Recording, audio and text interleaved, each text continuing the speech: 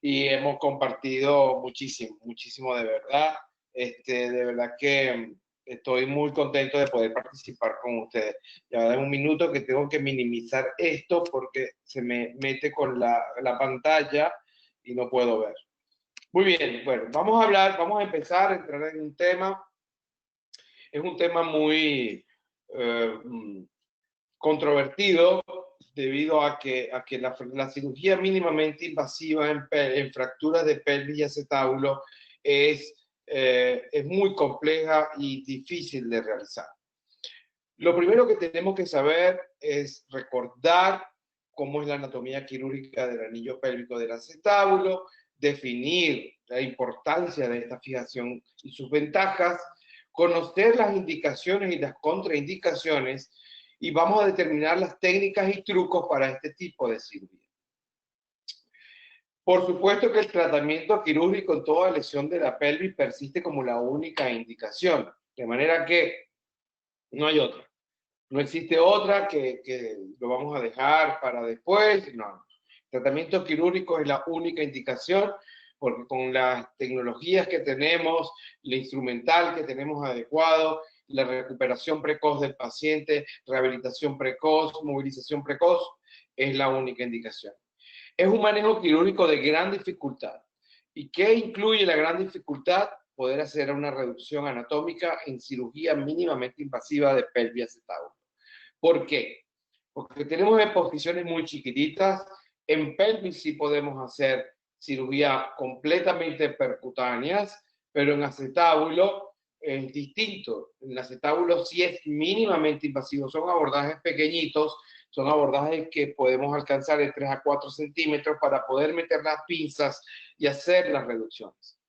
¿Cómo lo vamos a estabilizar? Tenemos que estabilizar todas estas lesiones, estas fracturas y estas lesiones, de manera que tenemos que saber y tener presente que el conocimiento anatómico es fundamental.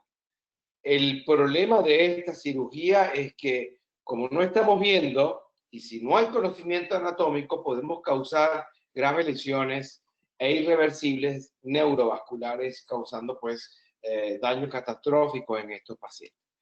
El propósito de la cirugía, pues como se lo dije, es rehabilitación precoz, menor movilidad, pero tiene mayor riesgo de mortalidad porque podemos causar una lesión eh, eh, iatrogénica de algún vaso o de algún elemento noble que esté dentro de la pelvis, la anatomía o los grandes vasos. Y el fin de esto es la restauración total de anatomía y la función de la articulación. La fijación percutánea, ¿cuándo la podemos hacer? ¿Cómo la podemos hacer? ¿Cuándo? Bueno, de todo paciente que no esté envejecido, menos de 15 días, perfecto, realizar una cirugía mínimamente invasiva.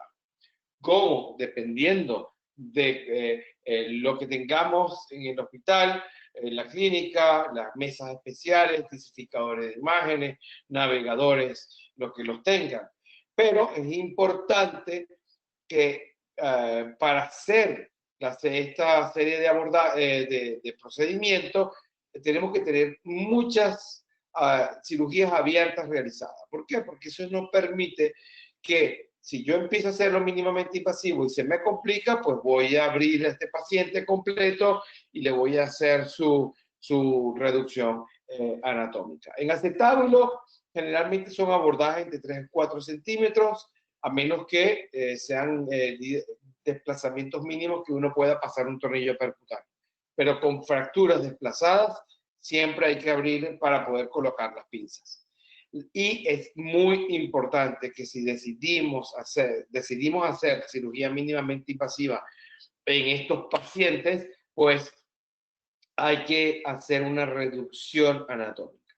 Si no hacemos una reducción anatómica, pues no estamos haciendo absolutamente nada. Hay que abrir y reducir anatómicamente.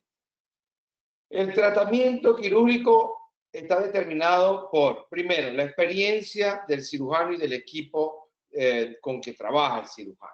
Conocimiento anatómico es fundamental por todos los elementos neurovasculares que pasan, que es nuestro principal enemigo en la cirugía mínimamente invasiva de la cirugía de pelvis y acetablo. ¿Cómo están las condiciones de las partes blandas y las indicaciones? Son indicaciones muy precisas que se las voy a ir diciendo. Es una excelente opción para el paciente, pero muy mala opción para el cirujano porque estamos expuestos a muchas radiaciones y lo vuelvo a repetir siempre, el desconocimiento de la anatomía podemos causar lesiones vasculares irreparables, irreversibles que pueden causar la muerte de estos pacientes. Técnicas quirúrgicas, casi todos los hospitales, pues en este momento en Sudamérica, en nuestro continente, cuentan con intensificador de imágenes. Muy poco, no sé, por lo menos nosotros en Venezuela no contamos con el sistema de navegación que muchos lo utilizan para minimizar las radiaciones. Lo traigo a colación, lo menciono hoy para que sepan que existe ese sistema de navegación que permite minimizar las radiaciones. Pero no contamos con esto, pero lo menciono. Y es muy útil también. Vean cómo funciona el sistema de navegación computarizado, de manera que permite estudiar bien al paciente la radiología para poder pasar los tornillos canulados en la articulación sacroiliaca, en las proyecciones a inlet, en inlet, outlet y la proyección lateral para no equivocarnos en la entrada del tornillo. Pero ¿qué es lo que hago, lo que hacemos todos nosotros? Es utilizar el intensificador de imagen. En estas proyecciones, el inlet y el outlet. Este es inlet y este es outlet, de manera que esto nos va a ayudar muchísimo a la hora de hacer la reducción. ¿Nos irradiamos más? Sí, pero tenemos que protegernos con los lentes, el protector de tiroides, la camisa de plomo, y es importante tener en cuenta que esto lo hacemos. Para los que están empezando este tipo de cirugía percutánea en pelvis posterior, en la sacroiliaca, la visión lateral con el intensificador de imágenes para ver el punto de entrada en la articulación, en el sacro, a nivel de S1, es importante. Si ven acá el punto de entrada que nos va a definir por dónde vamos a entrar a nivel del sacro. Después vemos la proyección en inlet y en outlet para confirmar que estamos dentro del canal y no equivocarnos de pasar por encima o por pasarnos en el agujero foraminal o entrar dentro del canal neural o ir hacia adelante donde tenemos acá el recto, tenemos acá la arteria ilíaca, el nervio de L5. Entonces es importante tener conocimiento de estas proyecciones radiológicas. Sin intensificador de imágenes no podemos hacer cirugía mínimamente invasiva, tenemos que olvidar. Traigo también esta diapositiva para comparar. El sacro es un hueso, el hueso más dismórfico que tiene el cuerpo humano, de manera que hay que estudiar muy bien a los pacientes para poder planificar. Este es un sacro normal, no dismórfico. Una S1 normal recta, una vértebra del E5 normal, de manera que uno puede pasar tornillos paralelo al eje del piso, o oblicuos, o en S2 también poderlo pasar, de manera que uno puede jugar con la posición de varios tornillos. Pero el sacro se nos puede presentar de esta manera, con una lumbarización de S1 o una sacralización de L5. De manera que cambia el plan. Voy a echar para atrás. Si ustedes ven esta S1 y ven ahora esta S1, es completamente distinto. De manera que la posición de los tornillos va a cambiar y en S2 sí nos permite pasar ese tornillo igual que en la imagen anterior. Y la oblicuidad que vamos a ver en el inlet es distinto a la hora de pasar estos tornillos. Por lo tanto, es importante saber que tenemos que estudiar muy bien el sacro antes de pasar. La técnica asistida por fluoroscopia es fenomenal para pasarle los tornillos al nivel del sacro, reducción sacroiliaca, fractura del sacro, fractura de ramas, fracturas de la columna anterior del acetábulo, pues nos permite, como les voy a mostrar casos ahora, de pasar por técnica mínimamente invasiva percutánea prácticamente estos tornillos. Ahora vamos a hablar del acetábulo. ¿Cuándo vamos a hacer cirugía mínimamente invasiva en acetábulo? 3 condiciones. 1, fracturas con grandes fragmentos simples, que no haya sin conminución y que no existan fragmentos articulares, porque si no, tenemos que abrir, tenemos que reducir, sacar los fragmentos, tenemos que, la conminución del cartílago articular, tenemos que reducirla, de manera que estas son 3 condiciones sine qua non para poder realizar cirugía mínimamente invasiva en acetábulo. De manera que hay que estudiar bien al paciente, dejar el ego un poquito a un lado y abrir y operar, serie de abordaje, iringuinal, Topa, primera ventana ilíaca, Kochen, Langenbeck, Gibson, los abordajes que ustedes quieran, pero tienen que tener una serie de aprendizaje. Voy a mostrar algunos casos clínicos para ir hablando y demostrándole pues, que sí se pueden hacer ese tipo de cirugía, y voy a ir recalcando que estas cirugías se pueden realizar en agudo, menos de 15 días, hasta máximo 10, 15 días máximo para poder hacer las reducciones percutáneas. Si tenemos ascenso, como vamos a ver ahora otro caso más adelante, se puede realizar los descensos percutáneos como maniobras de reducción, de manera que es importante el tiempo, la evolución de la lesión para poder realizar este tipo de cirugía. Tengo una niña de 16 años con una fractura en compresión lateral. Vean cómo le produjo la compresión y la fractura, la lesión de la sínfisis con luxación de la sínfisis con fractura de la rama, y tuvo una fractura del sacro del lado izquierdo, derecho, perdón, como lo podemos ver acá. Ven la fractura que tuvo, una lesión importante, una tipo 2 del sacro, y en esta niña logramos hacerle una reducción percutánea a nivel del sacroiliaca. Vean que tiene un sacro dismórfico, tuvimos que inclinarnos un poquito más hacia arriba a nivel de S1. Adelante le hicimos un mini estopa, donde pusimos esta plaquita y pasamos el tornillo dirigido hacia la columna anterior.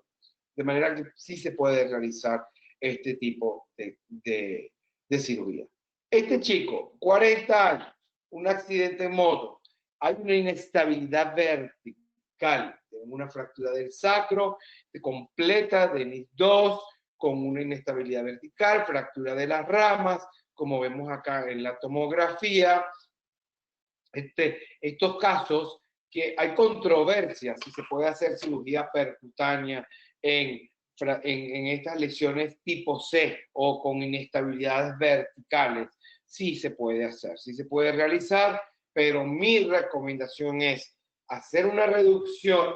Yo por lo particular hago la reducción previo a la cirugía bajo fluoroscopia, haciéndole tracción y un asistente colocando en el periné, en el isquio sobre todo, contralateral, haciéndole contratracción para descenderlo y reducir la fractura. Entonces, una vez que uno lo controla con la fluoroscopio, uno puede realizar la fijación percutánea.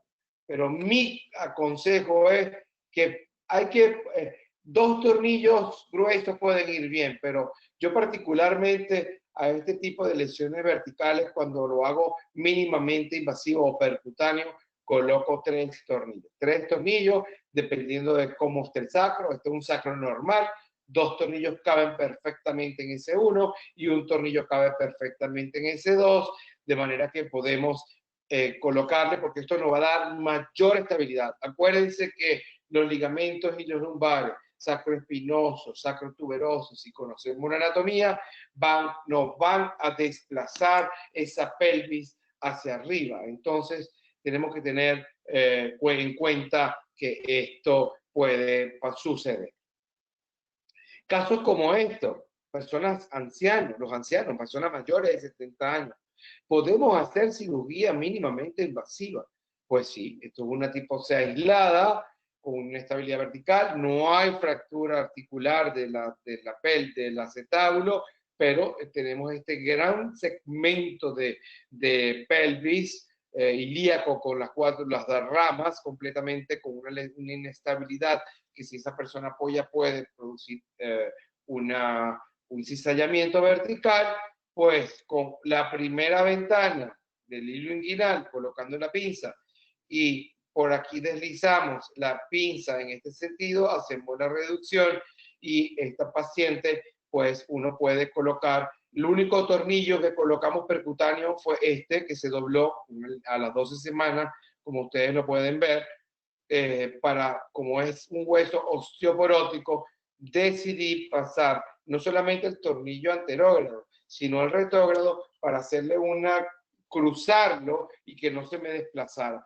Así será la tensión de los ligamentos que este tornillo pues está en ese sentido, se dobló y más en un hueso porótico. Pero sí se puede hacer cirugía mínimamente invasiva en pacientes ancianos dependiendo del tipo de lesión que tiene.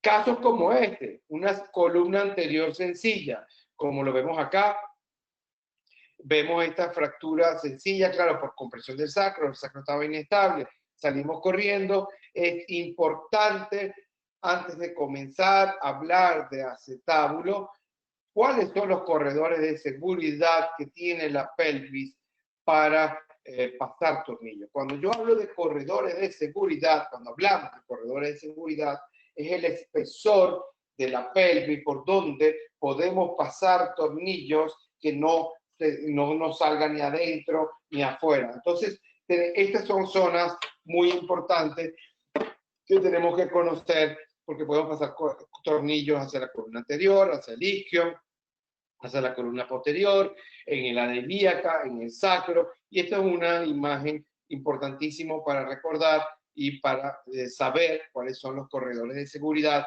por donde podemos pasar tornillos largos de manera percutánea.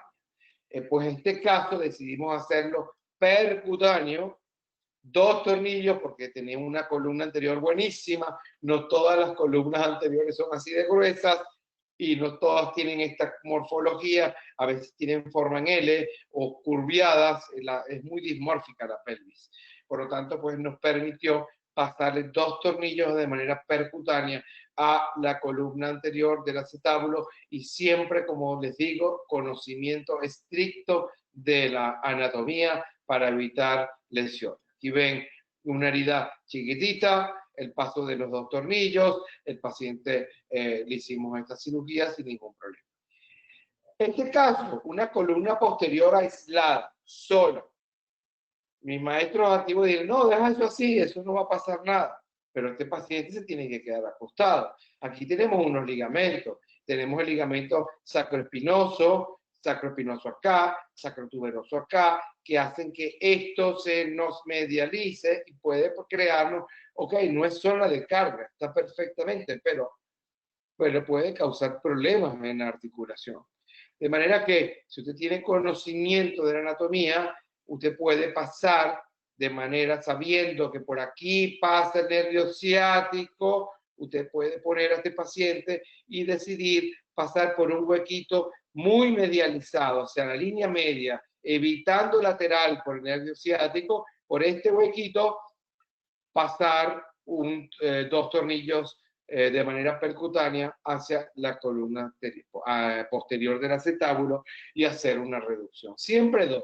Siempre se pasan 2 porque uno solo no da una estabilidad suficiente. Aquí vemos la fractura y esto va a evitar que se nos desplace. Vean que queda la reducción anatómica, de manera que estos 2 son casos aislados, son casos sencillos en acetábulo que se pueden hacer de manera percutánea.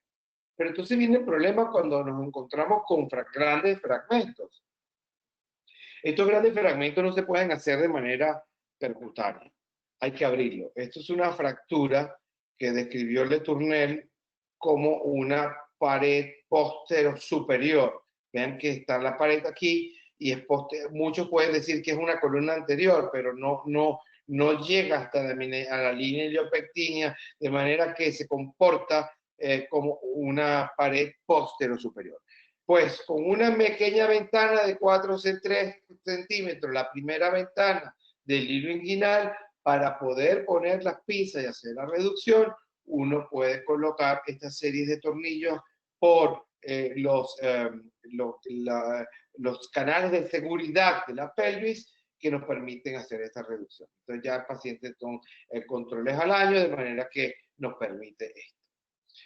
Estas son lesiones abiertas. Las fracturas abiertas, esto es un chico de 20 años que tuvo un accidente en moto severo con lesión vascular de la arteria femoral y llegó inmediatamente, le hicimos un packing de emergencia, pero les muestro esto porque estos pacientes sí se pueden operar inmediatamente. Una colostomía alta, porque el cirujano tiene que saber que el cirujano general que va a hacer la colostomía, que tiene una lesión de pelvis, que va a ser operado y tiene que hacer la colostomía alta, y el traumatólogo, que es cirujano de pelvis, tienen que advertirle eso al cirujano. Es muy importante decirle que te hagan la colostomía alta. ¿Por qué pongo esto? Porque los corredores de seguridad, para mostrarlo. Es un paciente potencialmente con riesgo de infección. Pasamos tornillos para que estén dentro del hueso. Si pones placa, más riesgo de biofilm, más riesgo de infección, de manera que el conocimiento de esto permite hacer una reducción con las pinzas adecuadas y uno puede colocar tornillos para evitar la infección. Aquí adelante sí se infectó la placa, pero la pelvis reacciona muy bien a la limpieza quirúrgica y por lo tanto no hubo necesidad de retirar los implantes. 2 años siguientes tenemos una restitución anatómica de la pelvis, pero le muestro con estas imágenes todos los tornillos que podemos colocar largos en estos corredores de seguridad, como los vemos acá. Ven, columna posterior, cerrando bien hacia la columna anterior. Todos estos son tornillos que van hacia la columna anterior hacia acá, y esto nos permite hacer este tipo de cirugía. Por supuesto, si no existe una reducción anatómica, no podemos hacer absolutamente nada con este paciente. Esta señora sí tiene una fractura de baja energía de acetábulo, una columna anterior, 77 años, con la pared anterior del acetábulo, y de manera que esta señora con una mini abordaje en la primera ventana del hilo inguinal, lo primero que hacemos es reducir atrás. Si no reducimos bien atrás, no vamos a reducir adelante, y le hicimos su tratamiento, pasamos los tornillos, reducimos. Estos tornillos sí se pasan de manera percutánea, y esta es la herida por la cual de 3 centímetros que le hicimos a esta señora y le rescatamos su columna anterior. Esto fue en el año 2010. Hoy en día estoy haciendo menos cirugía mínimamente invasiva por las radiaciones. Combino más estopas con primera ventana y voy así, para evitar las radiaciones. Esta paciente de 59 años, vemos este conflicto acetabular, vemos que tiene una desplazamiento de la lámina cuadrilátera, una fractura que se extiende hacia el ilíaco, como lo ven acá, una columna anterior con una hemitransversa posterior y desplazamiento de la lámina cuadrilátera. Pues esta paciente con una pequeña ventana a nivel de la primera ventana inguinal, y por esta ventana hicimos la reducción de todo. No quedó una perfecta reducción de la lámina cuadrilátera, pero este tornillo pesca la lámina cuadrilátera. Este tornillo que está acá es este que está agarrando la lámina cuadrilátera, y de manera oblicua evita que se nos desplace medialmente la lámina cuadrilátera, y es un truco que podemos hacer para hacer cirugía mínimamente invasiva. Este tornillo se pasa de manera percutánea, porque tenemos la primera ventana del hilo inguinal acá, y a través de esta primera ventana uno pasa las pinzas y hace la reducción de todo esto por este huequito. Pero atrás glúteo, por un huequito, uno pasa el tornillo que va hacia la lámina cuadrilátera. Entonces, uno puede hacer esto de manera percutánea y de manera segura. Este otro chico de 21 años tuvo una fractura bilateral transversa de acetábulo y una disrupción de la sínfisis del pulmón. Esto, cirugía mínimamente invasiva, un chico joven, recuperación precoz. Decidimos planificarlo para un pequeño estopa mínimo, 4 centímetros, y la primera ventana del hilo inguinal para meter las pinzas hacia el acetábulo y hacer la reducción. Estos huequitos son lo que le estaba explicando de manera percutánea para pasar los tornillos anterógrados hacia la columna anterior del acetábulo, pues nos permite pues una mejor colocación como tal. Esta paciente en el año 2009 se cayó de 8 metros de altura, 56 años, tuvo una fractura en T. Entonces uno dice, bueno, este fue el primer caso de una fractura compleja de acetábulo que decidí hacer mínimamente invasivo. Tenía también una fractura de Denis 1 del sacro, fractura de la rama, pero bueno, me atreví, grandes fragmentos, no había conminución del cartílago articular y decidí por esta ventanita, la primera ventana inguinal, como la ven acá, meter las pinzas, hacer la reducción por el huequito, pasar el tornillo hacia una vez. Lo primero que se hace es, para que lo tengan presente, primera ventana, pasar las pinzas hacia la columna posterior y pasar los tornillos hacia la columna posterior. Una vez que uno pasa los tornillos de manera anterógrada hacia la columna posterior, uno termina de pasar el tornillo hacia la columna anterior, como lo vemos acá. Esto tiene 11 años de seguimiento, esta radiografía tiene 15 días, la paciente vino a control y vemos cómo se le pusieron 2 tornillitos a la fractura del sacro, un simple tornillito percutáneo a la rama y a las columnas se le pasaron dos tornillos a la columna posterior, siempre 2 tornillos porque a la columna posterior tiene mucha tensión, mucha tracción por los ligamentos sacroespinosos, sacrotuberosos y los rotadores cortos de la cadera que tienden a medializar esa columna posterior. Pero esto se puede realizar en este tipo de pacientes. Este caso, por ejemplo, con esta gran fractura de cuello femoral, paciente joven, grandes fragmentos, tenemos una fractura de una columna anterior con una hemitransversa posterior y decidimos hacerle una reducción prácticamente MIPO con esta primera ventana inguinal. Si ven aquí, le hicimos con mesa de tracción la reducción a la cefálica percutánea a los tornillos, quedó con un buen valgo, pero si ustedes ven, echamos para atrás, había mucha conminución en el área superior del cuello femoral, de manera que tomamos el riesgo. La reducción no fue perfecta. Si ustedes ven la reducción, tengo un gap aquí en la parte superior que pude haberle pasado un tornillo aquí para cerrarlo bien, y es una crítica que me hice, pero no funcionó. Sí funcionó. Funcionó, esto es a los 5 meses, vemos una reducción adecuada, vemos la herida, pero el paciente se quejaba de dolor y él decidió, doctor, retíreme los implantes, yo quiero que me los retire, y yo se los retiré.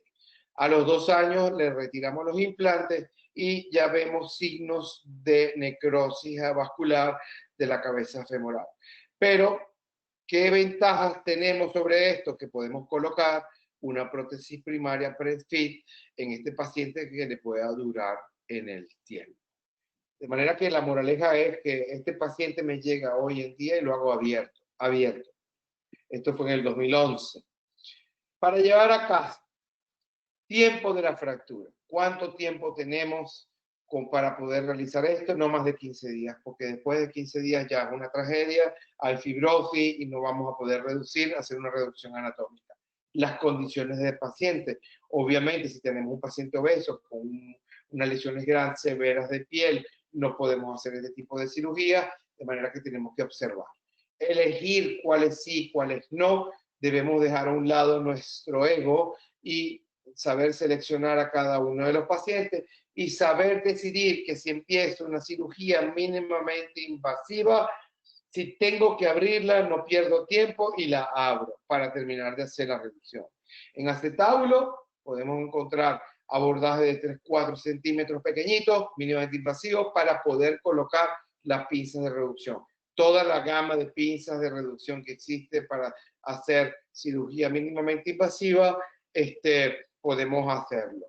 Por supuesto, tenemos que estar en capacidad de resolver las complicaciones intraoperatorias, porque hay veces que en hospitales se nos hace tarde, no contamos con cardiovasculares, no contamos con urólogos, de manera que tenemos que estar en capacidad de resolver estos problemas nosotros mismos. Y la reducción anatómica es estricto en el acetábulo. Si no hacemos una reducción anatómica, no vamos a hacer absolutamente nada.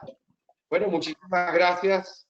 Si tienen algunas preguntas, podemos responderlas. Doctor Roa, felicitaciones, doctor. Muy buena charla. Creo que ha sido muy dinámica, muy didáctica, sobre todo los casos que nos ha presentado. Entre nosotros también está el doctor Rebata, que quisiera darle la palabra para que pueda dar una apreciación. Doctor Rebata. Hola Adrián, ¿qué tal? Un gran saludo desde acá de Lima. Adrián, hay algo que quizás me inquieta un poco con respecto a la fijación percutánea de fracturas de acetábulo, y es que esto obviamente uno lo entiende con los fracasos, ¿no? En un comienzo nosotros hemos tenido, digamos, esos casos clásicos que uno dice, bueno, ya, puede ser para la fijación percutánea, sobre todo porque se puede dejar reducir. Sin embargo, hay un problema con los ancianos, ¿ya? Y yo quisiera ver tu opinión, porque los ancianos pueden evaluar muy bien lo que es la impactación marginal. Y hacer, o sea, no es imposible, ¿okay? Es muy, muy posible. Pero el detalle es, cuando tú tienes una impactación marginal vía percutánea, la puedes hacer, pero ¿hasta qué punto o cuándo tú crees, dónde tú crees que está el límite para poder decir, ok, percutáneo versus convencional? No, bueno, Marta, el percutáneo, como yo lo expliqué ahí, no puede haber conminución de cartílago, tiene que ser grandes fragmentos, que uno le coloque una pinza y la pueda reducir. Son casos muy, muy aislados. Esos dos casos ancianos que yo mostré eran porque no tenían conminución de cartílago y se podía hacer de manera mínimamente invasiva. Pero definitivamente en ancianos hay que tener mucho cuidado. Por supuesto que yo, para estos pacientes, yo me fui con el plan de colocarle placa y abrirlo, y no podía hacerlo, porque al final lo que tenemos que buscar es una reducción anatómica y que sea estable, no solamente anatómica, pero que sea estable en un hueso porótico. Por lo tanto, es importante decidir cuando sí, cuando no. Pero para mí lo más importante fue lo que yo dije al principio, les voy a volver a compartir la pantalla, que son las indicaciones absolutas de este tipo de lesiones que tenemos que tener presente. O sea, que son los, ya te lo voy a buscar acá, que tienen que ser grandes fragmentos simples, que no haya conminución y sin fragmento articular, Marco. O sea, esas son tres condiciones, tanto para el adulto como para el joven, adulto contemporáneo y anciano. Para la cirugía mínimamente invasiva tenemos que tener estas tres condiciones. Y estas tres condiciones, porque, por ejemplo, o sea, si uno no quiera, o sea, llega alguien o sea, que decida, uno se le ofrece, mira, yo te puedo ofrecer la cirugía mínimamente invasiva, pero tienes que tener presente que si en el medio de la cirugía no logro realizar una reducción anatómica, pues te voy a abrir y te voy a abrir completo y te voy a poner placa y voy a buscar la reducción. Si te tengo que poner injerto, te pongo un injerto y lo voy a hacer. Pero esas es las indicaciones son muy precisas, Marco. Yo cada día, claro, entré en el mundo de la cirugía mínimamente invasiva y cuando se puede hacer la hago, pero mucha radiación. Cuando con un mini estopa, con una primera ventana inguinal, uno puede deslizar, poner las placas y uno se ahorra hasta tiempo quirúrgico y menos radiación. De manera que depende también del paciente y lo que quiera el paciente y lo que quiera uno y del ánimo que tenga uno para pasar un buen rato en este tipo de cirugía. Ok, yo te felicito, Adrián, como siempre, con unos casos muy ilustrativos, ¿no? Y sobre todo siendo muy claro, ¿ya? Yo creo, estoy cada vez convencido de que no es el terreno tan ideal, digamos, acetabular y pelvis como para poder hablar de mínimamente invasiva, porque la reducción anatómica, recuerda que nosotros no lo logramos de manera convencional y tiene que ser a través de columnas y con imágenes. Muchas veces se nos pueden escapar muchas cosas y a veces, un poco como tú me dices, ¿no? la vanidad como que nos gana un poco y hay que tener un poquito de cuidado. Entonces, entrenamiento en cadáveres es importante, imágenes es importante y sobre todo, ¿no? Evitar la sobreindicación, porque a veces ahí comienzan nuestros pecados, yo te confieso, o sea, en un inicio muy emocionado con los que andan con los corredores y las corredores de seguridad, he cometido muchos errores que por fortuna no tuvieron consecuencias que lamentar, ni tanto en el largo plazo como la artrosis, ni a corto plazo como son las lesiones vasculares, pero sí te das cuenta que alguna sobreindicación puede llevarte y puede costarte muy caro, y esas 3 indicaciones que las estás enseñando ahorita tienen que quedarse como algo importante. Otra cosa que creo que también está dentro de las preguntas es hasta qué punto eres capaz tú de poner tornillos canulados por debajo de 7.0. ¿En dónde? ¿En el sacro? No, columnas. Columnas tabulares. No, yo nada más uso tornillo 3,5 de cortical, no uso canulado. Porque, no sé, me acostumbré en mi escuela, el tornillo de 3,5 tiene.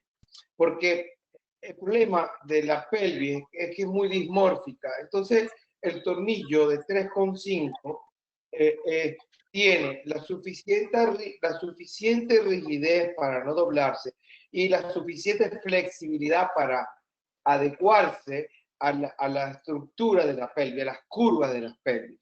El 4,5 es muy rígido y si usted se equivoca, no se desliza por dentro y puede atravesar las corticales, igual que el tornillo canulado, tiene que ser muy preciso. En cambio, el tornillo de 3,5 de corticales es demasiado versátil. Usted pone la pinza reductora y él se desliza solito, el bar solito agarra la forma de la pelvis y no, prácticamente no tienes que puedes solamente con pasar la broca, tú pasas la broca un poquito del fragmento, una vez que ha hecho la reducción, pasa la broca un poco distal a la fractura y ya el tornillo agarra y se va fácilmente por el hueso sin cortar la cortical, sin salirse.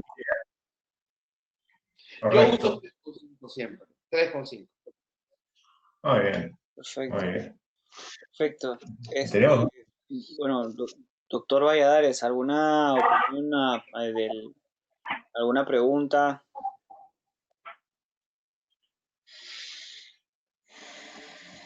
A ver, yo en principio quiero felicitar al doctor Adrián Roa por la exposición. Es una experiencia muy importante. Yo creo que en nuestro país, sobre todo en los hospitales de emergencia, probablemente tengan la capacidad de poder hacer este tipo de intervenciones en algunos casos. No hay que conceptualizar que las fracturas de pelvis y acetabular generalmente tienen un índice muy bajo, entre 3 y 8% total de fracturas. Enfatizar que realmente puede ser una urgencia y tomar en cuenta las lesiones vasculonerviosas. Lo más importante es que tenemos que tener un paciente estable para poder intervenirlo. Conocer, tener experiencia, el equipamiento y conocer los corredores de seguridad cuando vamos a hacer los abordajes. Yo quería hacerle una pregunta al doctor Roa con respecto al manejo de este tipo de de fracturas, y él, ¿en qué casos ha utilizado la fijación externa? Porque recordemos que la fijación externa, al aplicar los clavos, se hace en forma percutánea. Y desearía saber si él ha utilizado fijación externa y en qué casos.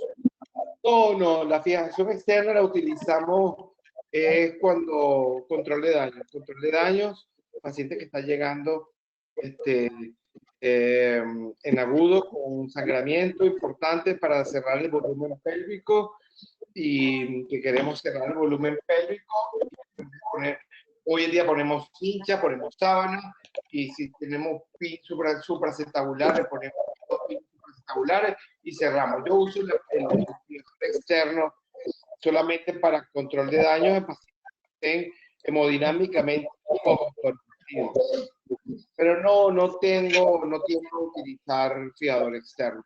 En pacientes obesos, he aprendido con el tiempo que hay mucha tensión por los miembros inferiores hacia la rotación externa, tanto abrir la pelvis, le pongo dos pines supraacetabular, pero solamente por 3-4 semanas para que haga cierta fibrosis y proteger los implantes que he colocado. Claro, porque esta fijación externa es transitoria, ¿no? Como tú dices, hay un tiempo de 15 días promedio como para poder después hacer cualquier tipo de intervención.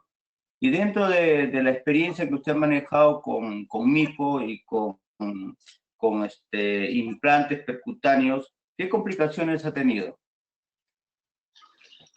Que no he podido reducir y tengo que abrirlo. Porque si uno conoce la anatomía, no puede, o sea, uno sabe, hay un límite de tiempo, hay un límite de que ya uno conoce de cuánto más me voy a tardar peleando con esta fractura si no logro reducirla mínimamente invasivo, no logro, entonces es cuando uno tiene que saber, como dice Marco, dejar la vanidad y abrir tu paciente y colocar tus pinzas reductoras y hacer completo como él, lo visualiza, lo estás viendo y le pones sus tornillos a este tipo de lesiones, sus tornillos o placas, lo que le vayas a colocar. Pero todo depende de la dificultad que tenga el cirujano para lograr la reducción anatómica en el acetado. Eso depende. Y no hay que luchar, no hay que luchar. Adrián, una duda que falta aquí también. ¿Es necesaria la mesa de tracción para la reducción de fracturas de pelvis? Bueno, para hacer ese tipo de técnicas, una mesa de tracción es importante. Puedes utilizar, si es una fractura sencilla, un distractor cerebral si no quieres tracción, pero para la cirugía mínimamente invasiva hay que utilizar una mesa de tracción radiolúcida que sea cómoda, puedas ver todas las proyecciones en el identificador de imágenes, porque una cirugía tuboroscópica,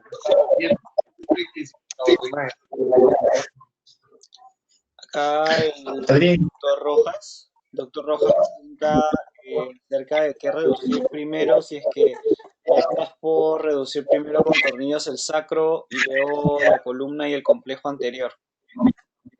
Sí, es un tema de composición. Primero, hay que atrás. Si uno lo reduce atrás,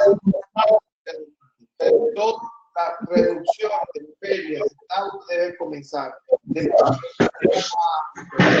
¿Por qué? Porque la parte más fija al axis del cuerpo es la parte posterior. Lo que nos va a permitir fijo, más fijo, reducir y armando el rompecabezas de atrás hacia adelante, lo permite una reducción anatómica. De delante hacia atrás, cuando esto ser muy móvil, la parte anterior de la pelvis, atrás está fijo al eje axial del cuerpo, pues puede quedar desplazado. Por lo tanto, es importantísimo para la reducción anatómica de atrás hacia adelante. Disculpa, Adrián, que te puedo reforzar un poquito ese concepto que tú mencionas.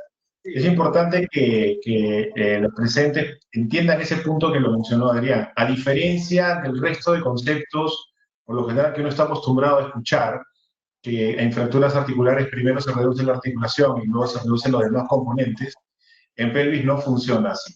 En pelvis uno tiene que reducir empezando por el único fragmento que está reducido, que es el más cercano al axis. ¿No? Como ya lo dijo Adrián, aquí.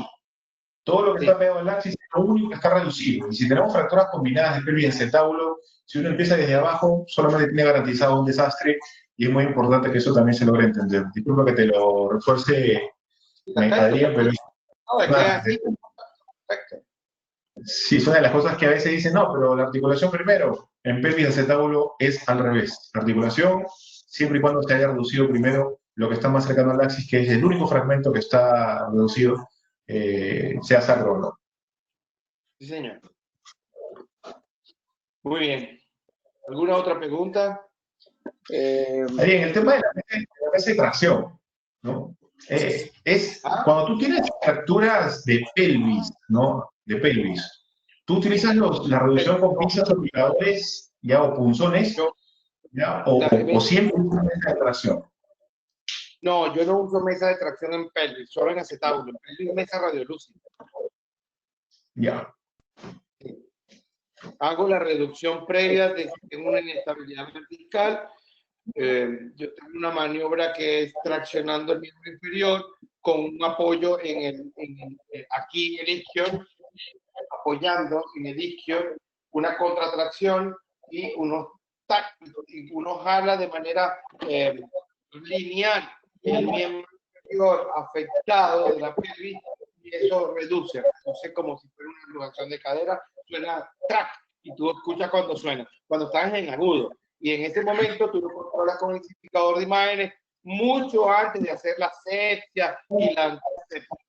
Eso lo haces antes y después que lo has reducido, si hay necesidad de darle un poquitico más de tracción, lo puedes hacer ya con los campos puestos, con un puño en el isquion y un asistente que te traccione el miembro, pues puede uno mantener esa reducción de las lesiones verticalmente inestables. Perfecto. Doctor, acá el doctor Hurtado pregunta acerca del uso de los pines en la cabeza del fémur. Se ha demostrado de que, bueno, sirve para una buena reducción a la hora de hacer una reducción en las fracturas de acetábulo. En su experiencia, ¿usted lo utiliza? ¿Es útil? ¿Qué opinión tiene? Bueno, cuando hay mucha medialización de la cadera, colocar una tracción a través del fémur, del trocánter para lateralizar el fémur y ayudar a reducir de esa luxación intrapélvica es sumamente útil. Es muy útil, sí es muy útil. Doctor, también te puede ayudar de manera percutánea. Pero el pobre residente va a estar jalando toda la cirugía. Para eso existe el R1, mi amigo. Definitivamente yo sí estoy de acuerdo con digamos, desimpactar, para eso te sirve desimpactar la cabeza, ¿ya? El único problema, como lo dice Adrián, es que necesitas a alguien que permanentemente esté ahí dedicado a esa exclusiva labor, que es lateralizar la cabeza, ¿no? Recuerden que en fracturas de acetábulo todos los fragmentos se medializan, y hay que evitar eso. Cuando tenemos ese grado de impactación, de medialización, de luxación medializada de la cabeza del fémur, no se puede hacer cirugía mínimamente invasiva, obviamente, porque tenemos una gran impactación a nivel del cóndilo aquí internamente y la cadera está completamente medializada, de manera que no se puede, utilizamos como herramienta el pin en los trocánteres, pero para ayudarnos a reducir la lesión. Pero de resto no es útil. Pues. Bueno, yo le digo también una cirugía MIPO, a diferencia que cambian un poquito las siglas. Máxima invasión posible. Máxima invasión posible. MIPO. Muy bien, muy bien. Bueno, doctores, creo que la audiencia no tiene más preguntas, creo, por el momento. Así que creo que podemos ir de repente cerrando ya la sesión, agradeciéndole siempre a los panelistas, a Roa por su gran exposición, por Gracias. tener esta amabilidad de darnos esta gran charla que creo que nos ha ayudado muchísimo. Doctor, no sé si desea dar unas palabras de despedida. Yo me quedé con las ganas de ir a la Clínica Mayo este año a tomar unos pisco sour allá en Lima. Imagino que en casa lo deben de estar preparando ya. ¡Ah, qué rico, qué rico! Bueno, nada, doctores. Gracias, doctor Rebato, también por acompañarnos, por ayudarnos con su experiencia, que sabemos que también es muy amplia. Al doctor Valladares también por ayudarnos con el panel, y al doctor Zarango. Los invitamos el próximo viernes, es nuestro webinar de miembro superior.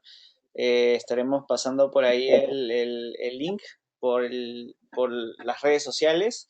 Y bueno, nada, volver otra vez a agradecer a todos los presentes por participar en la charla.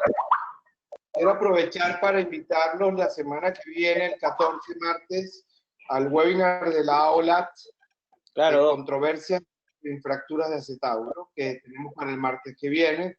La otra semana de arriba, del 20 al 24, la Sociedad Ortopedia Brasileña está organizando una jornada de 4 días online, que creo que va a ser la más grande que se ha hecho hasta ahora, con buenos ponentes. Vamos a participar ahí también. Tenemos eso, pues la semana que viene, 14, AOLAT, con controversia en tratamiento de fracturas de acetábulo, y del 20 al 24 de julio en Brasil está estas grandes jornadas online de la Sociedad de Ortopedia y Traumatología de allá.